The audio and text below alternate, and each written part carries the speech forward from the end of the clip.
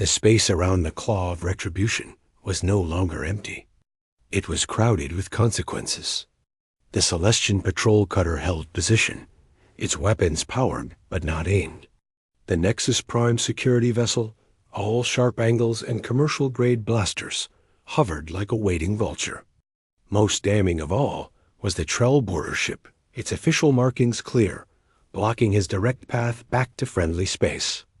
Their hails flooded his comms, a chorus of demands instead of war cries. "Commander Kaler, this is Captain Verne of the Trell Border Guard. You are ordered to stand down and prepare to be boarded. Power down your weapons and engines. Kaler, this is the Celestian vessel Light of Reason. Surrender under the authority of the Galactic Concord Warrant, and you will be treated according to interstellar law." He stood on his bridge, the hum of his ship's strange systems the only sound. His crew watched him, their faces tense. They were warriors, trained for fleet engagements and planetary assaults. They were not prepared for this, to be treated like common outlaws by their own people. The human strategy, so bizarre and indirect, had worked with terrifying efficiency. They had not fought his ship. They had dismantled his place in the universe. A cold, reckless fury took hold of him. They wanted a criminal? He would give them a spectacle. All power to forward shields and plasma lance. Target the Karen outpost. We will not be taken. He roared, but his weapons officer, a young Trell named Boren, hesitated. "Commander, the Trell vessel is in our line of fire. To hit the human station, we would have to fire through our own ship. Then they will move." Kaler screamed, but the border ship did not move. It held its position, a silent wall of authority. On Earth, in the global assembly, the final act played out on the main screen. Speaker J1, Minsu, Gahayan, and Dahayan watched, linked from their separate locations. They saw the standoff. They saw Keller's ship, surrounded and trapped. "He's going to try something stupid," Dahayan said quietly, his eyes scanning the tactical feed. "He has nothing left but stupidity," Minsu replied. "His command is gone. His honor is gone. All he has is the trigger." Ji-Hyen watched, not the ships, but the data stream from the grid. She saw the power surge in the Claw's weapon systems. He's powering his lance. He's going to fire, no matter the cost. J1 leaned forward. "Then we end this. Not with a bullet, but with a sentence." He gave a nod to Min-Su-Dot at the Galactic Concord. Min-Su opened a channel on the universal emergency frequency, the one that would ring on every bridge, including Keller's. His face, stern and calm, peered on screens across the system. "Commander Kaler, this is Envoy Min-Su of Earth. Your weapons are pointless. You are not a soldier in a war anymore. You are a defendant. You are charged with the murder of Kim Tae-min, Kim Soo-min, and 21 other innocent souls. The evidence is before the galaxy. If you fire now, you only add to your crimes. If you surrender, you will have a trial. You will have the chance to speak. This is the offer of a society of laws. The last one you will receive." On the Claw, Kaler stared at the human's face. The calm certainty in Min-Su's eyes was worse than any hatred. It was the look of a man who knew he had already won, who was just cleaning up. To be tried, to be dissected by clerks and lawyers, to have his actions debated by these soft creatures. It was a fate worse than a warrior's death. But to be gunned down by his own people like a rabid animal, his finger trembled over the firing control. He looked at his crew. They were not looking at the enemy ships. They were looking at him, waiting for an order that would mean their deaths for no strategic gain. Only his pride. The moment stretched, thin and silent. Then the power readings on the Claw's weapons died. The ship's running lights flickered into a steady, neutral pattern. The universal signal for surrender. The Trell border ship moved in first. Tractor's beams locked onto the claw of retribution. Marines in Trell armor, but under the official banner of the Concord's judicial arm, boarded the vessel. They found Kaler in his command chair, not standing defiant, but slumped. His warrior spirit broken not by a rival's gun, but by a subpoena. A standard month later, the trial was held at the Galactic Concord. It was not a military tribunal. It was a civilian court. Min-Su led the prosecution. He presented the evidence Dae Hyan had compiled, the sensor logs Ji Hyan had verified. He called witnesses astrogation experts, weapons analysts, even a sociologist to explain the concept of a neutral research vessel. It was meticulous, dry, and utterly damning. Kaler, forced to sit in a defendant's dock instead of a command chair, had no defense. The Trell Empire, eager to distance itself from the rogue commander and repair trade relations, offered no support. He was alone. The verdict was guilty on all counts. The sentence was permanent confinement in a high-security facility on a barren. Neutral asteroid, his life to be spent in a cell. Reviewed by legal AI and forgotten by history. After the verdict, Min-Su stood on a balcony of the Concorde, looking at the stars. J1 joined him. "We did not win a war," the older man said. "No," Min-Su agreed. "We enforced a law. It was more expensive for them to break it than to follow it. That is all we ever wanted." Back in her control center under the mountains, Ji Hyan received the final notification. Case closed. Justice served. She looked at the main hologram of Earth, still glowing under its protective grid. She then pulled up an old photo on her private screen. It was of her, Tae-min, and Su-min, laughing at a university gathering years ago.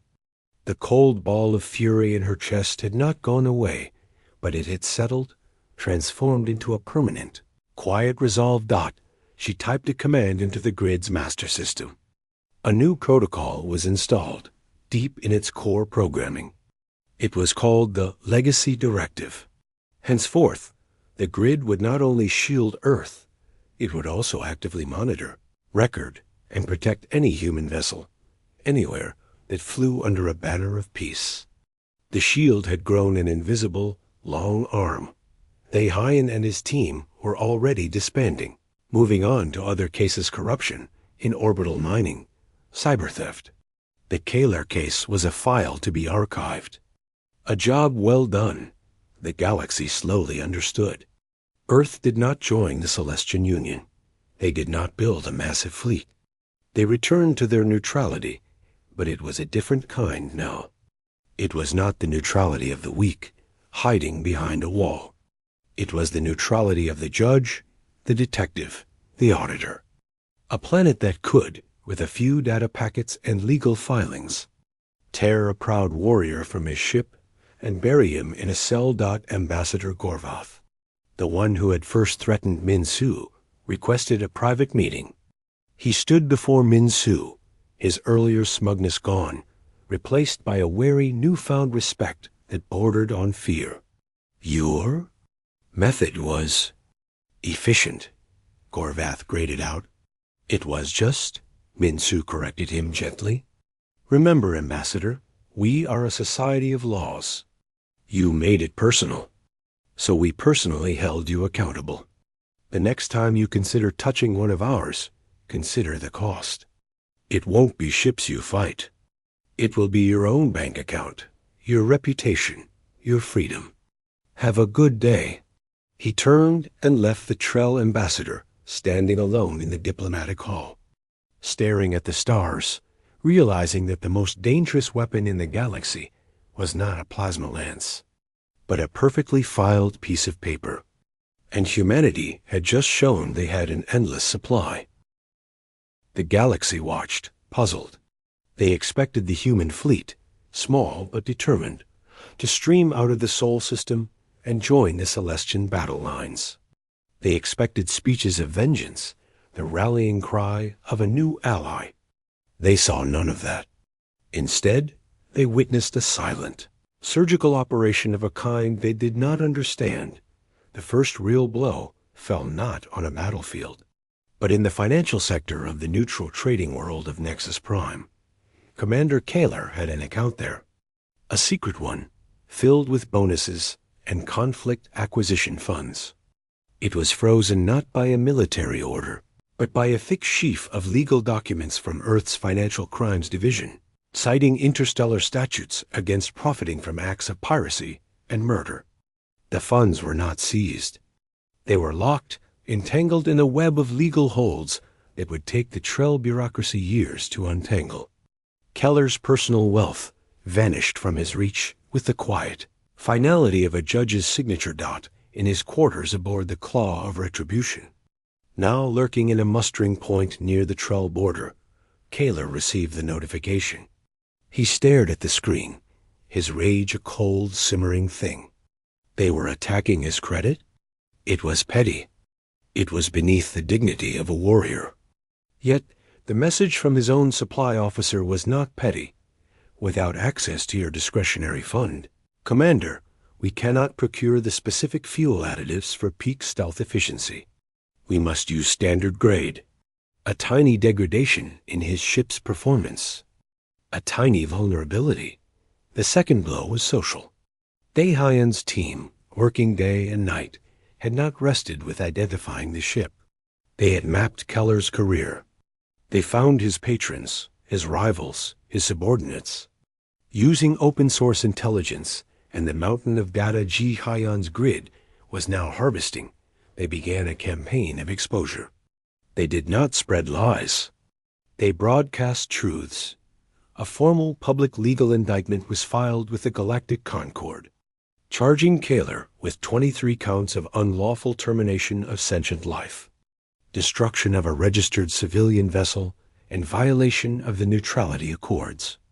Attached was every shred of evidence: the Celestian sensor logs, the weapon signature analysis, the ship's registry. It was all there in cold, factual detail. Copies were sent not just to the Trell High Command, but to every major and minor news service, to influential community leaders on 100 worlds, even to the families of notable Trell officers. The story was no longer Trell and Celestians' clash. It was war criminal Commander Kaler murders neutral scientists. The narrative shifted because humans controlled the evidence, and they gave it to everyone. On Nexus Prime, a Trell logistics officer named Vora, who had once arranged supplies for Kaler, found herself shunned at a diplomatic gathering. A PKEL merchant, his species neutral, politely but firmly declined her business.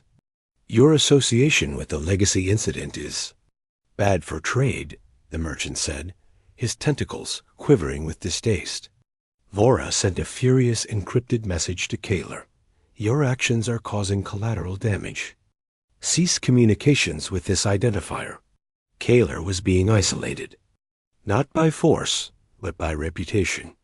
He was becoming toxic. The third and most decisive blow was technological.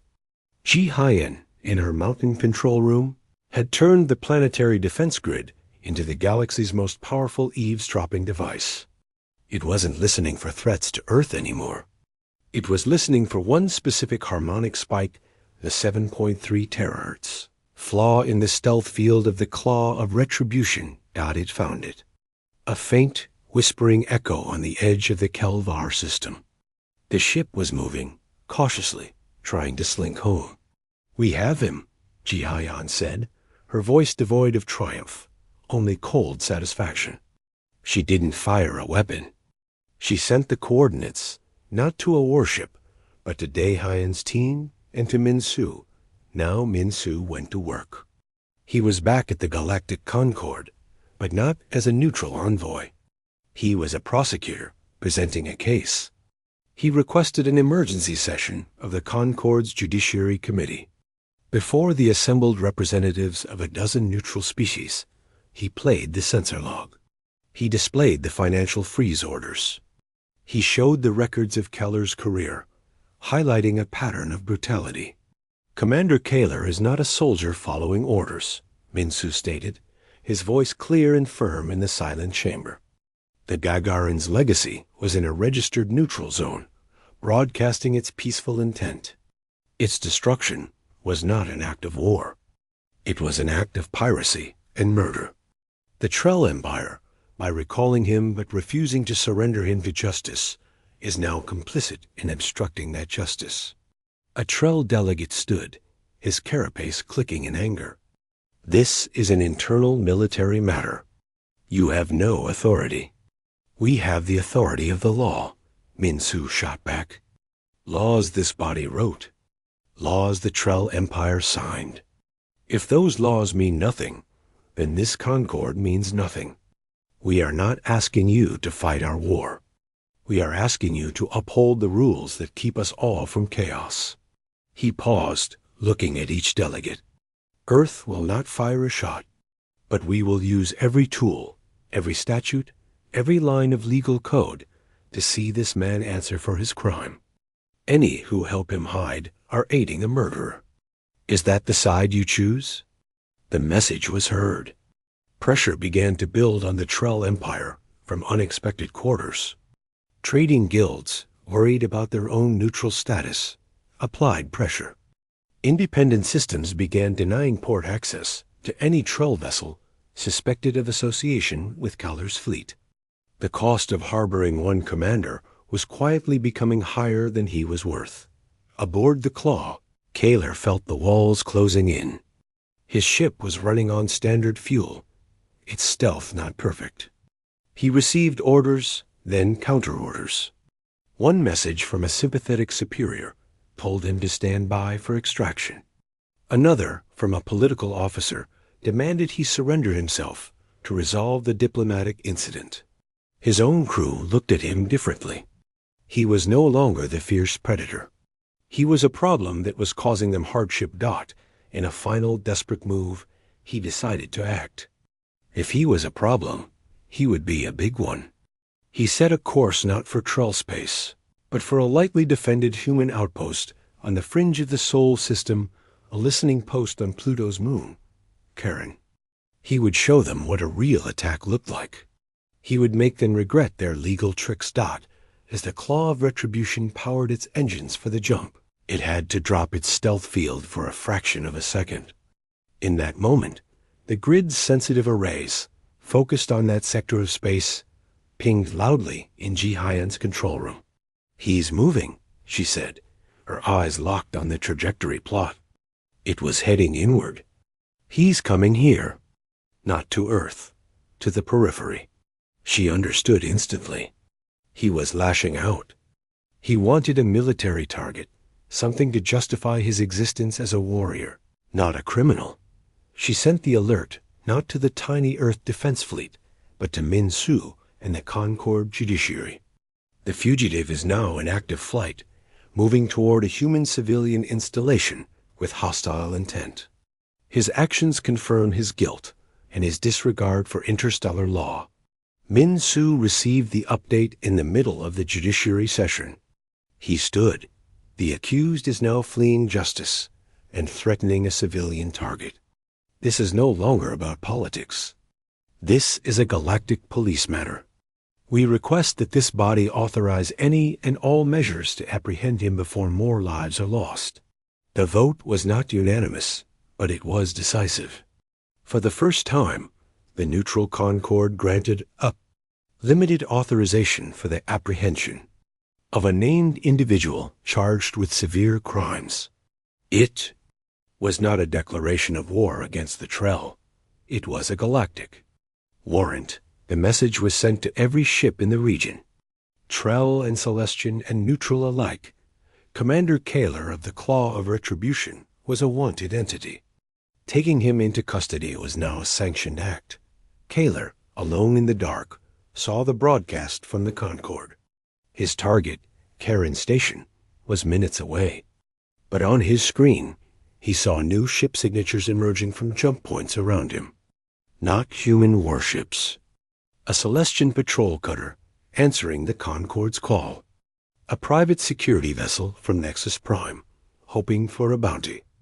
Even a Trell border patrol ship ordered to secure the situation. He was not facing an enemy fleet. He was surrounded by police.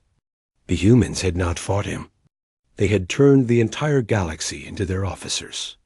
His finger hovered over the weapon's trigger, but for the first time in his life, Commander Kaler felt true, undiluted fear. It was the fear of the courtroom, not the battlefield, and he had no defense against it. The message from Earth was not met with the sound of mobilizing fleets or the flash of weapons fire. Instead, it was met with a deep, unsettling quiet. On the surface, nothing changed. The grid still shimmered around the blue planet. Civilian traffic continued, but the atmosphere had shifted. Hardened dot in the mountain control center.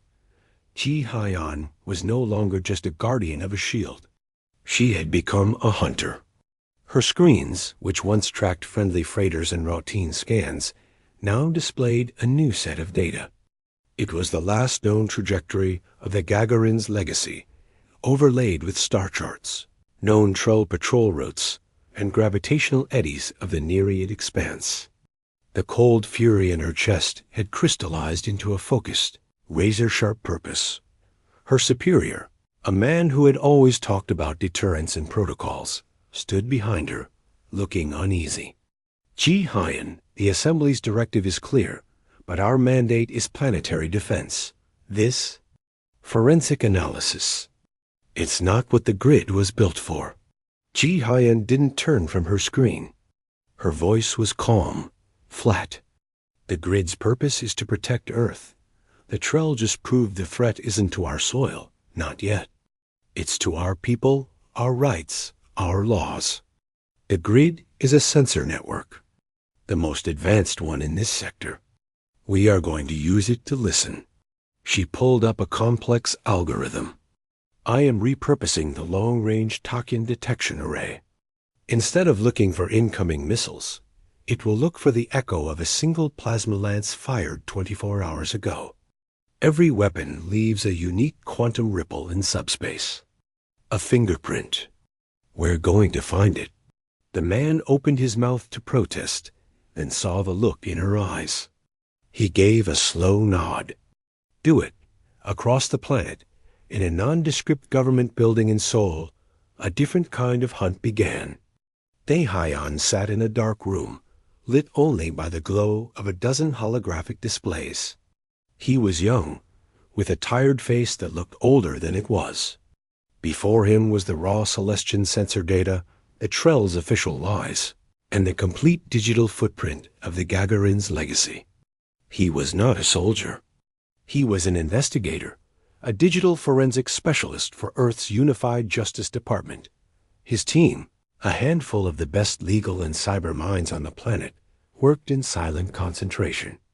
They think this is a military problem, Dae Hyan said softly, to no one in particular. They think we will fight a war on their terms. We will not. He zoomed in on a fragment of data from the Celestian log. A tiny energy fluctuation in the stealth field of the attacker, captured for a nanosecond before it stabilized. This is a crime. This is murder in international, or rather interstellar space. We are not soldiers. We are detectives. And we have a suspect. He pointed at the fluctuation. This is a design flaw. A signature. Every Trell Shadow-class cruiser has a slightly different harmonic in its stealth field regulator.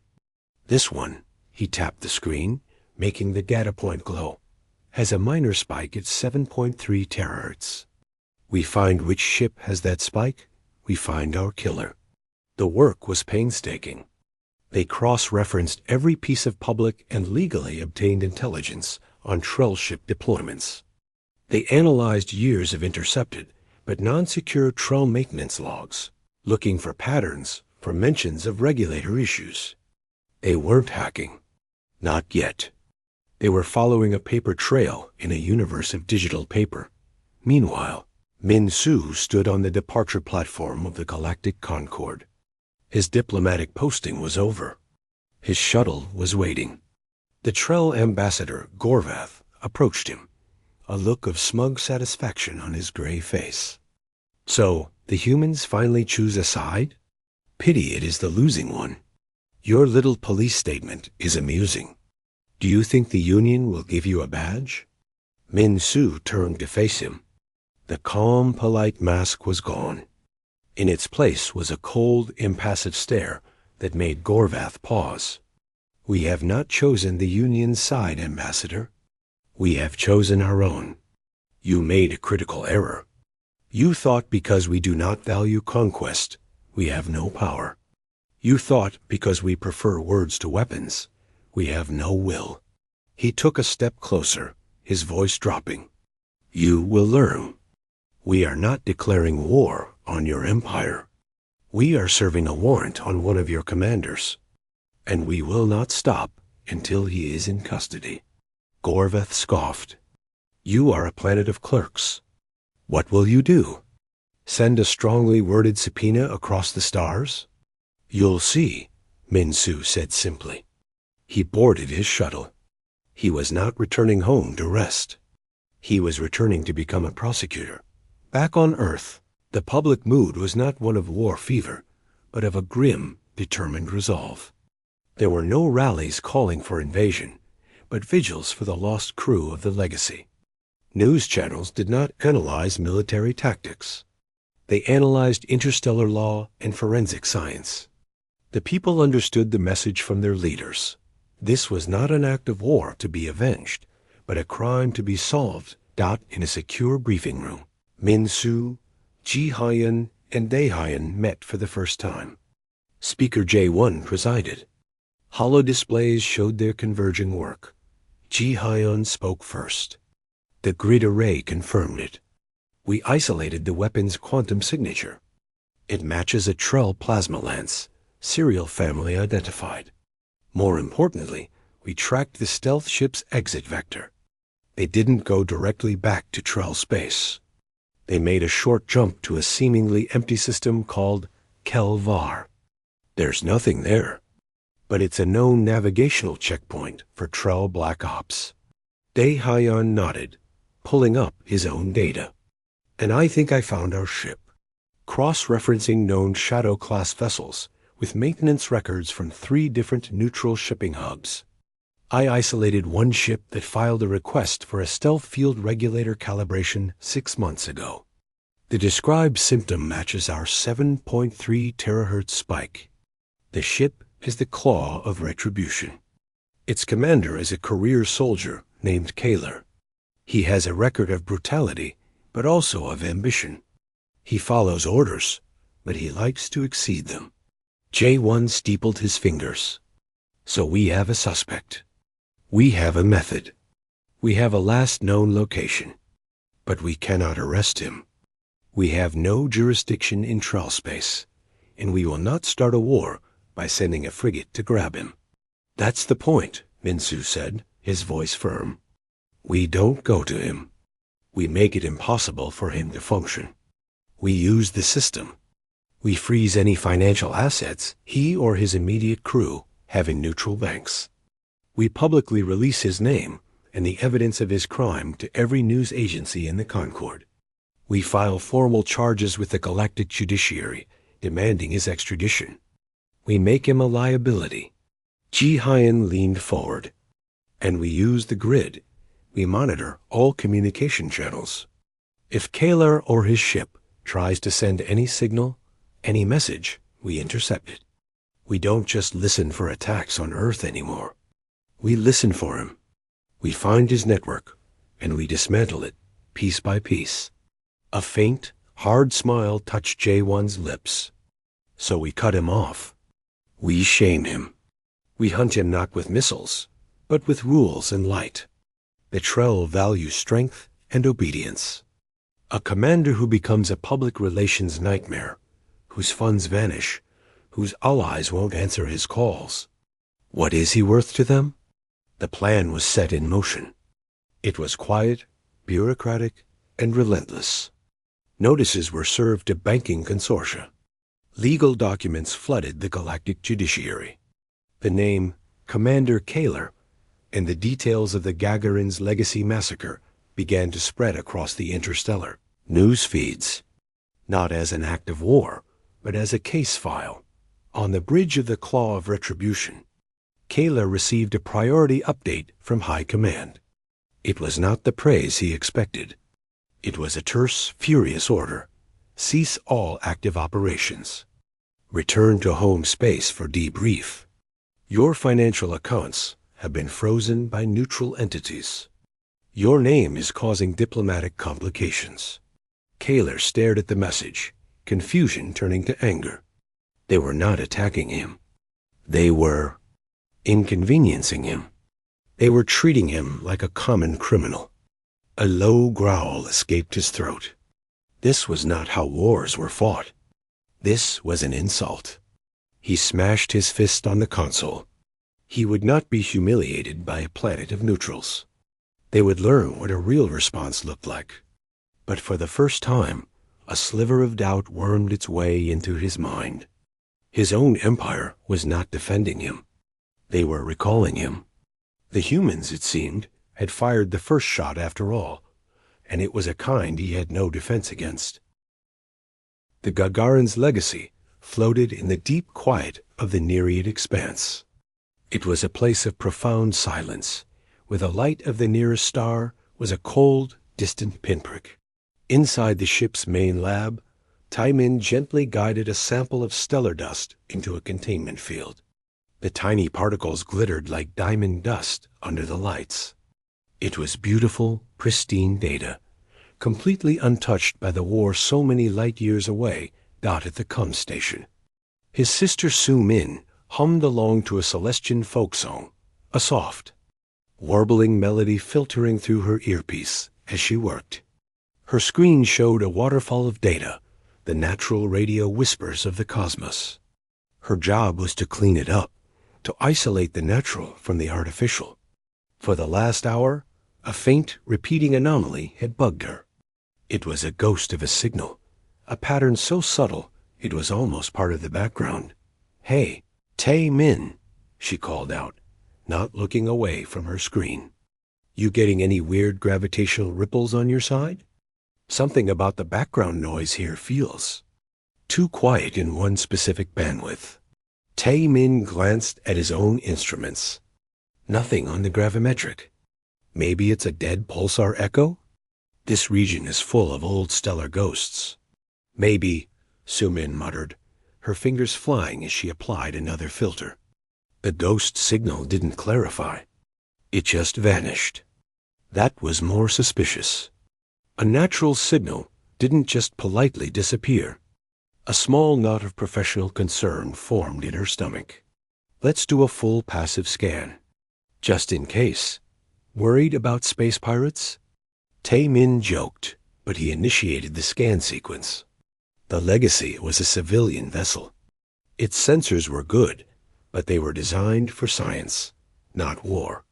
They could map a nebula in exquisite detail, but a military-grade stealth ship, if it was very good and very careful, could slip inside their detection range like a shadow. Minutes ticked by. The scan showed nothing. Empty space. The anomaly was gone. Su Min let out a breath, deciding she was being jumpy. She went back to her music. They never saw the Claw of Retribution.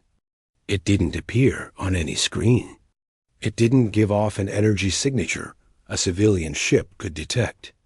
To the Legacy, space remained empty right up until the moment a single focused lance of plasma, hotter than the heart of a star, speared through its central hull dot. There was no warning. No hail. No demand for surrender. One moment, Tae Min was labeling a sample container. The next, the world was a scream of tearing metal, explosive decompression, and blinding light. Alerts shrieked for a single, horrifying second before the main power died. The emergency lights flickered on, casting a bloody red glow on the ruined lab. Su Min was thrown from her chair, her head striking a console. Dazed, ears ringing, she tasted blood. Tae Min. She screamed, but her voice was lost in the roar of escaping air. She could see him, floating near the breached wall, his hand outstretched towards her. Then the secondary explosions from the engine module tore through the ship, and the void claimed everything. The claw of retribution hung in the darkness. Observing, satisfied, Commander Kaler watched the expanding cloud of debris on his screen. "Scan for survivors," he ordered, his voice flat. "None, Commander." "Total structural disintegration." "Good. Deploy the calibration probe. Set its signature to match a Celestian long-range torpedo that suffered a guidance failure. Make it look like battle debris from a skirmish they missed." It was a sloppy lie, but a plausible one. The fog of war covered many sins. He had sent his message. Neutrality is a myth. Your symbols mean nothing. Back on Earth, the news arrived as a formal, regretful communiqué from the Trell Empire, delivered to Minsu's desk in the Concorde. He read it, his blood turning to ice in his veins. The Gagarin's legacy had, tragically, strayed into an uncharted debris field from a recent battle between Trell and Celestian forces. A stray Celestian munition had collided with it. A terrible accident. The Trell offered their condolences. Minsu's hands trembled. He knew it was a lie. The ship's course was publicly filed. It was 100 light-years from any active conflict zone. Stray munitions did not travel that far. He demanded the Trell provide sensor logs, telemetry, anything. They promised a full investigation, which in diplomatic terms meant never. He was preparing a furious rebuttal when his private channel chimed with a priority flag. It was the Celestian liaison. Her usually serene face was tight with anger. "Envoy Kim," she said, bypassing all formalities. "We intercepted something. For the sake of decency, you must see it." A data packet flooded into his system. It was raw sensor data, captured by a distant Celestian listening post. It showed the Nereid expanse. It showed the Gagarin's legacy, its neutral transponder beacon shining clearly. And it showed, unmistakably, the energy spike of a single weapon firing from a point of empty space, a stealth signature followed by the ship's catastrophic destruction. A second data stream identified the weapon's harmonic frequency as a match for Trell plasma lances. There was no debris field, no battle, just murder. The names of the crew scrolled on the side of the feed. Minsu's eyes locked on two of them. Kim Tae-min, Kim Soo-min. He didn't know them, but the names were a punch to his gut. They were someone's children. They were under his protection in the Mountain Control Center on Earth. Ji Hyen was finishing her shift when the alert came. It wasn't a grid alert. It was an internal message from the space agency, marked with the highest level of tragedy. She opened it, expecting a mechanical failure, a deep space accident. The list of casualties was short. 23 names. Her eyes scanned them automatically, her mind in professional mode. Then she stopped. She read the names again and again. Kim Tae-min, Kim Soo-min. The letters seemed to blur on the screen. The noisy control room faded into a dull roar. She could hear her own heartbeat. No, it was a mistake. A horrible mistake. She had just talked to him. They were safe. They were in a neutral zone. They were under the Accords. She pulled up the official Trell statement. Then, using her security clearance, accessed the raw Celestian data Minsu had just forwarded to the assembly. She watched the sensor log. She saw the peaceful beacon of the legacy. She saw the violent, sudden spike of energy from nowhere. She saw the beacon vanish. Her professional detachment, the careful wall she built between herself and the vastness of space she guarded, shattered. This was not an accident of war. This was not a strategic move. This was a hit. A cold, clean execution of an unarmed ship flying a flag of peace. A flag she was part of the system that upheld. Her friends were dead because the policy she helped enforce had been spat on. A cold, hard ball of fury formed in her chest, replacing the numb shock. She stared at the main hologram of Earth, still serene, still shielded. The grid had protected the planet, but it had done nothing to protect its people, who ventured beyond it under a promise of safety. That promise was now ashed out in the Global Assembly. Speaker J1 watched the same data. The chamber, usually a place of murmured debate, was utterly silent. The faces on the screens representing Earth's nations were pale, grim. The abstract debates about neutrality, about balance of power, were over. The war was no longer a distant trauma. It had reached out and killed 23 of their own, in the coldest way possible. J-1. An older man with a face like weathered stone stood up. He did not shout. His voice was low, but it carried to every corner of the room and across every broadcast to the world. They have clarified their position for us, he said, each word falling like a judge's gavel. They believe our neutrality is a fiction. They believe our citizens are acceptable losses. They believe there is no consequence for this. He looked at the image of the destroyed ship frozen on the screen. We will show them they are wrong on all counts. He turned to his aides. Recall Envoy Kim from the Concorde. Issue a global statement. One sentence only. He paused, the weight of the moment in the air. Earth's neutrality is revoked. The Trell Empire is now subject to the full, unregulated scrutiny of human law enforcement. We will bring the perpetrators to account.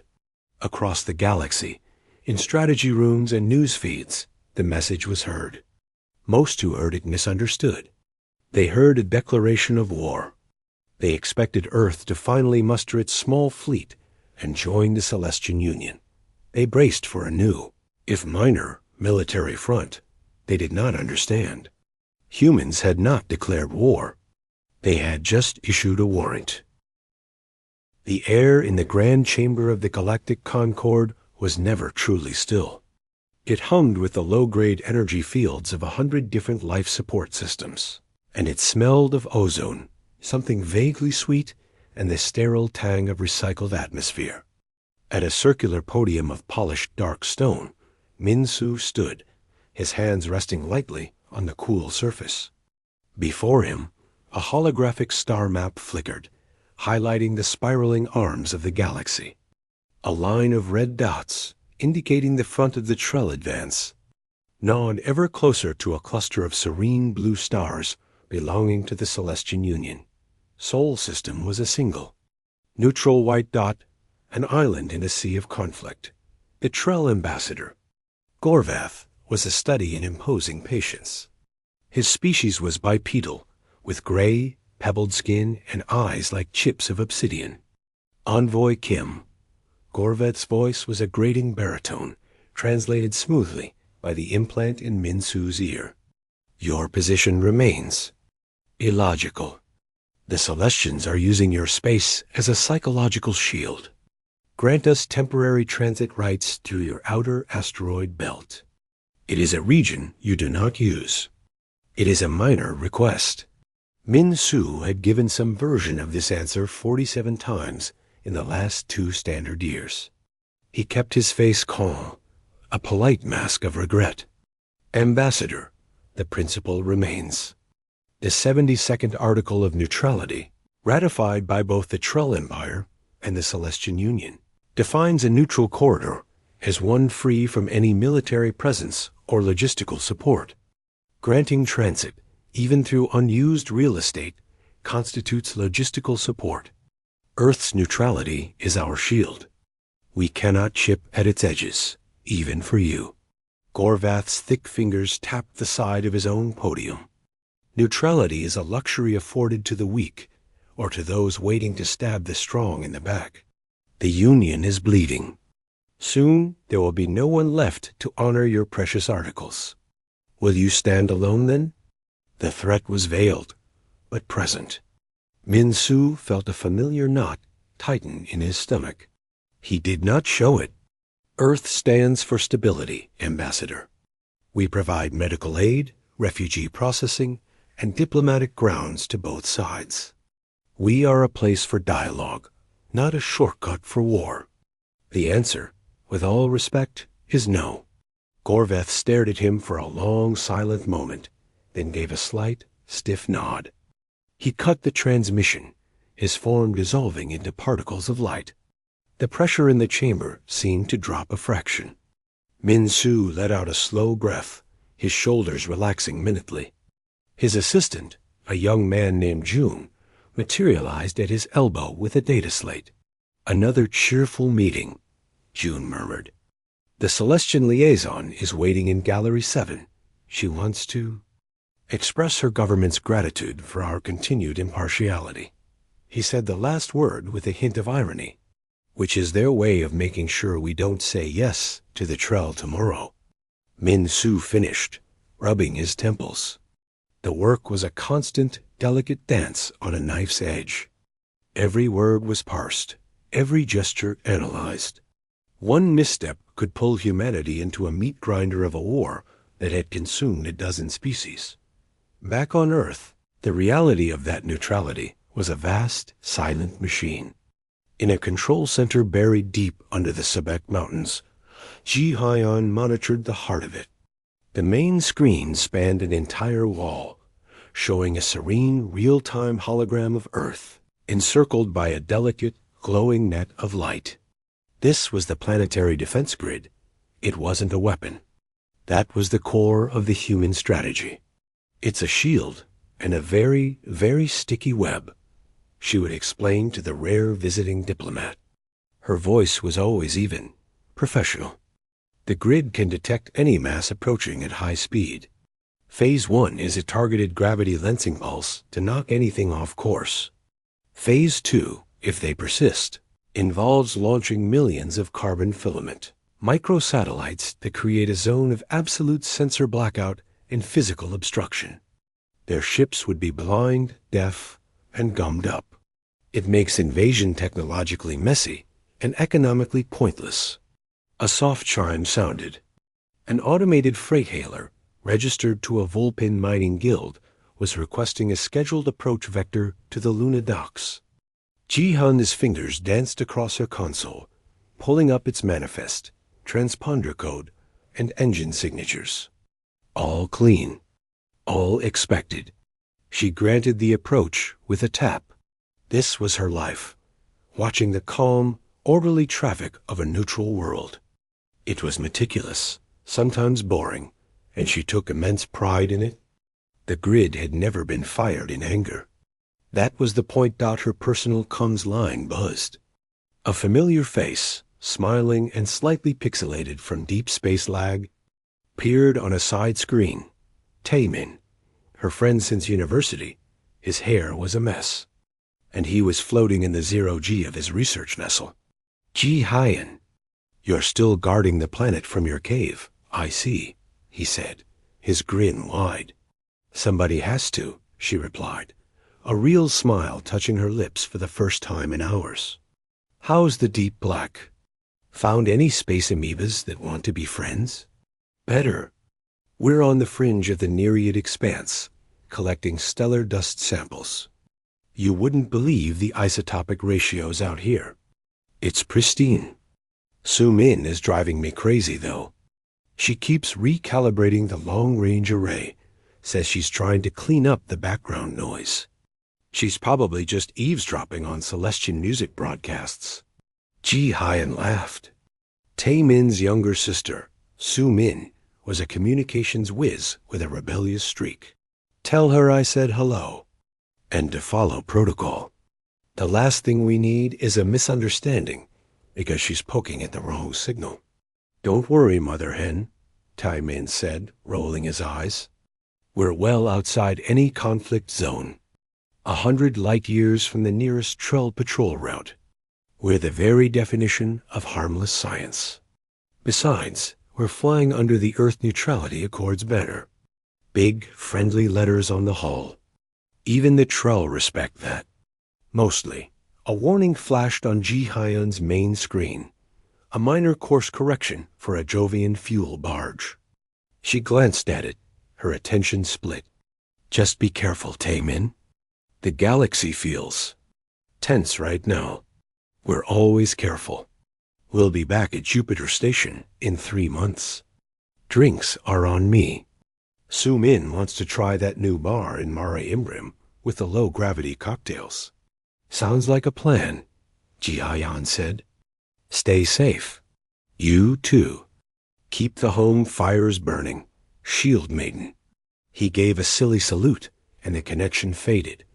Ji Hayan leaned back, the warmth of the call lingering. It was a reminder of what she was protecting. Not just a policy or a political stance, but the people. The messy, brilliant, ordinary people living their lives. Later that cycle, Min Su sat in his modest quarters in the Concord habitat. He scrolled through news feeds. The Trell had taken another Union outpost.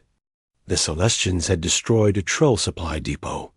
The war ground on, a distant, brutal drumbeat. He opened a private message from Speaker J1 back on Earth. It was simple. Hold the line, Min Su. Our strength is in our restraint. They will tire of asking before we tire of refusing. Min Su believed it. The strategy was sound. Humanity had nothing the warring factions needed enough to risk the costly, chaotic prospect of breaching the grid. Earth was a small, stubborn rock of peace. They were irrelevant to the grand strategy, and that was their salvation. He looked out the viewport at the swirling nebula that served as the Concord's backdrop. A natural monument to beautiful, violent creation. He thought of Ji Hayan's shield, of Tamin's research ship flying its peaceful banner, of the bustling cities on Earth, unaware of the daily diplomatic knife fight he waged. This was the balance. This was neutrality. It was fragile and exhausting, and it was working. He did not know that on the bridge of a Trell stealth ship, designated Claw of Retribution, Commander Kaler was reviewing star charts. His tactical officer had just highlighted a faint, blinking dot, a human science vessel, the Gagarin's Legacy, registered as a neutral asset. It was taking long-range scans of the Nereid expanse, data that could, theoretically, be useful to Celestian navigators. Kaler, frustrated by yet another rejection from the stubborn humans, saw not a ship of science, but an opportunity. A test, a message. He marked the coordinates. The Gagarin's Legacy was alone, unarmed, and flying under a banner its enemies were growing to despise.